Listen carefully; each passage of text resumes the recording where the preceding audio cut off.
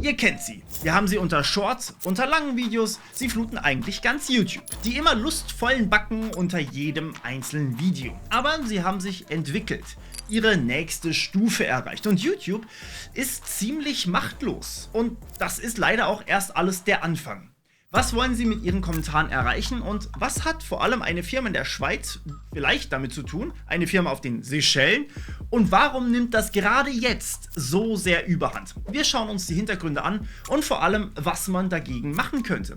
Und für das ganze Video gilt, macht das bloß nicht nach. Einige dieser Seiten sind vielleicht nur dubios, andere sind straight up gefährlich. Neue Beleuchtung. Kennt ihr die Dead Internet Theory? Als eine Creepypasta gestartet, hat sie es zu einer gewissen Popularität mittlerweile gebracht. Kurz gesagt besagt diese Theorie, dass das Internet tot ist. Bots erstellen Inhalte, die von Bots verarbeitet werden. Bots kommentieren YouTube-Videos. Bots alles. Dass das Quatsch ist, sehe ich aber beispielsweise auf verschiedenen Messen, von denen ja auch bald wieder eine ist. Aber was stimmt ist, dass eine nicht gerade kleine Menge an Bots im Internet unterwegs ist. Jede Firma, die da Statistiken rausbringt, sagt da ein bisschen was anderes, aber für einen groben Richtwert hier mal eine für euch. Nach Imperva war im Jahr 2023 47,3% des gesamten Internets Bot-Traffic. Also grob die Hälfte. Und damit sind das 5% weniger menschlicher Internet-Traffic als noch im Jahr davor. Vermutlich sind wir also gerade bei ungefähr halb Mensch, halb Bot. Und daran ist nicht mal unbedingt was Schlechtes. Es gibt zum Beispiel auch gute Bots. Crawler zum Beispiel, die Websites für Suchmaschinen analysieren, sind ja absolut erwünscht. Die helfen uns, das Internet nutzbarer zu machen. Aber 30% des Internets sind leider auch im Jahr 2023 schlechte, also unerwünschte Bots gewesen. 30%. Und dazu gehören natürlich auch Mila und Monika, deren Profilbilder wir hier leider zensieren müssen, um die männliche Zuschauerschaft nicht zu verlieren. Wie ihr aber sehen könnt, sind keine Links in ihrem Namen, keine Telefonnummern oder Telegram-Handles in ihren Profilbildern drin. All das hatten wir schon. Version 5 dieser Bots ist einfach besser als das. Monika schreibt ein ganz normales Kommentar und Lauda Love schreibt sogar so ein gutes Kommentar, dass es unter einem anderen Video, nicht von mir, 125 Upvotes bekommen hat. Tatsächlich hatte es sogar andere Kommentare darunter und wurde von den allerwenigsten als echtes Bot-Kommentar entlarvt. Warum auch? Freundlich zum Creator, gut für den Algorithmus, ist ja nichts dabei. Außer natürlich das Profilbild. Das wohl aber auch für YouTube nicht genug zum Blocken ist. Die Accounts selbst haben übrigens manchmal sogar ein paar Videos auf ihrem Kanal. Das hat mich ehrlich gesagt ziemlich beeindruckt. Die Zimmer sahen sogar teilweise gleich aus, was für mich erstmal heißt, es war wahrscheinlich keine KI am Werk. Klickt man dann auf den Link in deren Profil, dann landet man bei demselben Verhalten wie schon seit vielen Jahren. Unten. Dazu haben Ultralativ und Two Board Guys schon ein Video gemacht und viele andere natürlich auch. Fun Fact: Manche der Bots schaffen es nicht mal, eine Webseite richtig zu bauen, sondern leiten euch einfach auf Google weiter, egal ob ihr volljährig oder nicht drückt. Sonst sind die Bots aber auch immer gleich aufgebaut. Sie leiten euch weiter, ihr müsst Fragen beantworten, ob ihr volljährig seid und eure Interessen angeben. Ach ja, mein Gott, so immer, natürlich. Anschließend werdet ihr durch zig ähnliche Seiten geleitet und dürft euch anmelden. Auf diesen Seiten werdet ihr dann mit chatwilligen Damen konfrontiert, die allesamt dringend euch Bilder schicken wollen, die ihr aber natürlich nur mit einem Premium-Account sehen könnt. Soweit so einfach. Im Grunde bettelt man also schon fast darum, verarscht zu werden, wenn man sich diesem langen Rattenschwanz an Scam entlanghangelt. Ich bin dem aber jetzt noch ein kleines bisschen weiter nachgegangen. Aber natürlich kauft man nicht einfach auf solchen Seiten ein. Allein ein Besuch oder eine Registrierung in meinem Fall kostet mich noch etwas, meine Daten. Jeder Besucher auf so einer dubiosen Seite hinterlässt natürlich digitale Spuren und die landen dann bei sogenannten Data Brokern. Das sind Unternehmen, die im Hintergrund Profile über euch anlegen, mit allen Infos, die sie in die Finger kriegen. Einkommen, Familienstand, Surfverhalten, teilweise sogar Gesundheitsdaten. Alles, was sich eben zu Geld machen lässt. Stellt euch vor, ihr bekommt dann plötzlich Werbung für Potenzmittel direkt per E-Mail von einem seriösen Anbieter oder eure Versicherung wird einfach teurer, weil die Daten aus eurem Online-Schattenprofil einfach nicht für irgendwelche Algorithmen gepasst haben. Und Identitätsdiebstahl wird natürlich auch leichter, wenn eure persönlichen Infos praktisch an jeder Ecke zu haben sind. Das Beste aber, die Broker handeln munter mit euren Daten, ohne dass ihr überhaupt davon wisst. Höchste Zeit, denen mal auf die Finger zu klopfen. Genau da kommt Incogni ins Spiel. Die räumen mit den Data-Brokern auf und holen eure Daten zurück. Vollautomatisch, während ihr euch entspannt zurücklegt. Klingt easy, ist es natürlich auch. Ihr müsst sonst echt hunderte Stunden investieren, um überall einzelne Löschanträge zu stellen. Und spart euch am besten diesen Stress und lasst Incogni diese Drecksarbeit für euch machen. Mein Tipp, wer jetzt über den Link in der Beschreibung geht und den Code Morpheus eingibt, der spart saftige 60%. Und für die schnellsten ist sogar noch eine 30-Tage-Geld-Zurück-Garantie mit drin. Also, los geht's. Lasst uns diesen Brokern zeigen, dass unsere Daten einfach uns gehören. Denn mal ehrlich, wenn wir schon überall mit Bots und Fake-Profilen zugemüllt werden, sollten wir zumindest selbst entscheiden, wer was über uns weiß. Und mit Incogni habt ihr die Kontrolle zurück. Und müsst euch natürlich keine Sorgen machen, dass euer nächstes Match auf Tinder vielleicht eure ganze Browsing-History kennt. In diesem Sinne, klickt auf den Link in der Beschreibung, spart euch den Rabatt und macht euch unabhängig von den Datenkragen. Aber ich bin hier trotzdem mal weiter mit meinen Daten freizügig umgegangen und habe das Prinzip Follow the Money angewendet, um zu sehen, wer an diesem ganzen Scam alles beteiligt ist. Wir haben erstmal die YouTube-Kommentarbots, obviously, die übrigens schon teilweise anfangen, Videos zu machen. Diese Videos landen dann sogar im ganz normalen YouTube-Algorithmus, meistens sind Shorts, und werden erstmal nicht anders behandelt wie meine Videos oder die von jedem anderen Creator auf der Plattform. Ihr könnt euch das als eine Art Marketing vorstellen.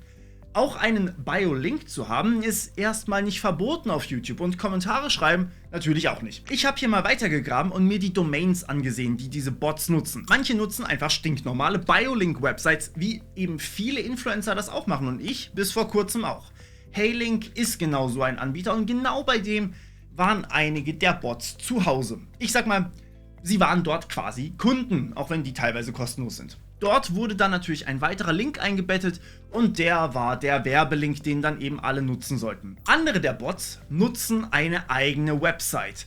Aber wenn sie eine eigene Website haben, dann heißt das auch, sie brauchen eine eigene Domain. the-morpheus.de zum Beispiel. Ich habe übrigens meine Website auch gerade neu gemacht. Schaut dort gerne kurz vorbei. Newsletter gibt es sogar auch. Da kann ich euch über ein paar Themen mehr informieren, die vielleicht nicht für ein ganzes Video gereicht haben. Schlägt man aber solche Domains wie the-morpheus.de nach, dann kann man rausfinden, wer dahinter steckt. Zumindest in manchen Fällen. Man findet auch den Hoster heraus, also der den Server bereitstellt für diese Bots. Und hier haben wir meistens, beziehungsweise fast immer, Cloudflare und Amazon, was ebenfalls kein Stück ungewöhnlich ist und genauso für völlig legitime Websites genutzt wird. Im Grunde verhalten sich diese Bots also mit allem, was sie tun, wie ganz normale Influencer. Sie zeigen vielleicht nur ein bisschen mehr Haut. Spannend war allerdings vor allem eine Website eines dieser Bots. Die hatte ein Tracking-Tool integriert, zu dem ich mir irgendwie ein bisschen Zugang verschaffen konnte. Sie hat auf ihrer Seite bereits 37.910 Besucher gehabt. Ein einziger Bot hatte so viele Besucher. Leider hatte sie allerdings keinen Premium-Account bei diesem Tracking-Tool und daher konnte ich nicht rausfinden, wie lange sie das schon macht. Aber 38.000 Klicks von einem vollkommen automatisch laufenden Bot, das ist schon nicht wenig. Als zweiten Teilnehmer nach den Bots haben wir natürlich dann die Werbenetze, auf die natürlich diese Websites von den Bots weiterleiten. Eine dieser Websites, die ich untersucht habe, hatte 8 Tracker von Werbenetzwerken drin. Im Grunde genommen ist das also sowas wie DoubleClick bzw. AdSense von Google, nur eben unseriöser. Das heißt aber, Websites können sich bei diesen Werbenetzwerken einfach Werbung kaufen und für jeden Kunden, den man dann auf diese Website packt, bekommt das Werbenetzwerk Geld von der Webseite. Wie die allerdings Kunden auf die Websites bekommen, das ist den Websites oftmals relativ egal. Da Google und Facebook, die aktuell größten Anbieter von Werbung, aber eine verhältnismäßig strikte Richtlinie für Werbung haben, geht das nicht. Bei denen ist zum Beispiel rein auf Körperkontakt bezogenes Dating stark limitiert. Das Video hier wird echt zu einer Art Versuch, nicht demonetarisiert zu werden, Challenge. Naja, bei anderen Websites für Erwachsene habt ihr das aber zum Beispiel auch. Dort gibt es auch keine Google-Werbung, ist euch vielleicht mal aufgefallen. Und genau deshalb findet ihr dort teilweise Werbung für exakt dieselben Websites. Dieselben dubiosen Kack-Scams. Genau diese Werbenetzwerke möchte man hier auch nutzen, um einfach gratis Werbung auf YouTube zu machen. Verstörend war aber für mich, dass 5 dieser 8 Werbetracker-Netzwerke nicht mal eine öffentlich auffindbare Website haben. Das scheint alles unter der Hand zu laufen. Für jemanden, der ein Online-Business hat, ist das doch ziemlich ungewöhnlich, oder? Dennoch habe ich die Namen und Domains jetzt und das hat mir natürlich auch geholfen, Websites und Server herauszufinden, die diese Werbenetzwerke noch integrieren. Über urlscan.io hat man Zugriff auf ein Tool, das ziemlich viele Funktionen einer Website analysiert, und suche ich dort dann zum Beispiel nach einem der Werbenetzwerke, gelange ich nicht nur auf 18+ Websites, sondern auf so viel mehr. Casino-Werbung, Wetten, natürlich auch hübsche Damen, Werbung für ein größeres Hähnchen. Oh, und natürlich eine Webseite, zu der es sehr viele Einträge gab für Betrug. Und da kommen wir zu den nächsten Beteiligten im Spiel, den Website-Betreibern. Die Websites ziehen natürlich Kunden ab, wo sie können. Chats mit vermeintlichen Damen, die gar nicht existieren oder von der Website beauftragt werden. Casinos, die ihre Kunden alles andere als gewinnen lassen, aber gerade so, dass sie genug Gewinn machen, um da zu bleiben. Selten findet man bei diesen Websites eine Anschrift oder Terms and Conditions. Eine Firma in der Schweiz konnte ich allerdings finden. Deren Webseite, falls man das so nennen kann, ist ziemlich dürftig und enthält eigentlich nur Links zu GitHub-Repositories. Und dort drüber habe ich dann eine E-Mail gefunden und sie angeschrieben und um Stellungnahme gebeten. Bis heute natürlich keine Antwort. Um ehrlich zu sein, ich glaube nicht mal, dass die wissen, dass diese Dating-Seite überhaupt ihre Firma als Inhaber angegeben hat. Denn dieser Teil im Impressum war als Bild eingebettet und nicht als Text. Und dadurch können natürlich Suchmaschinen einfach auch nicht herausfinden, dass das da steht. Sprich, niemand kann danach googeln. Die zweite Firma ist eine Firma von den Seychellen. Die haben laut gewissen Berichten schon mehrere Scam-Websites erstellt. Die dann wieder eingestampft und naja, jetzt schreiben sie munter weiter ihren Namen unter die neuen Websites. Man weiß natürlich auch hier nicht, ob die wissen, was in ihrem Namen abgezogen wird, aber hier habe ich einfach gar keine Kontaktdaten gefunden.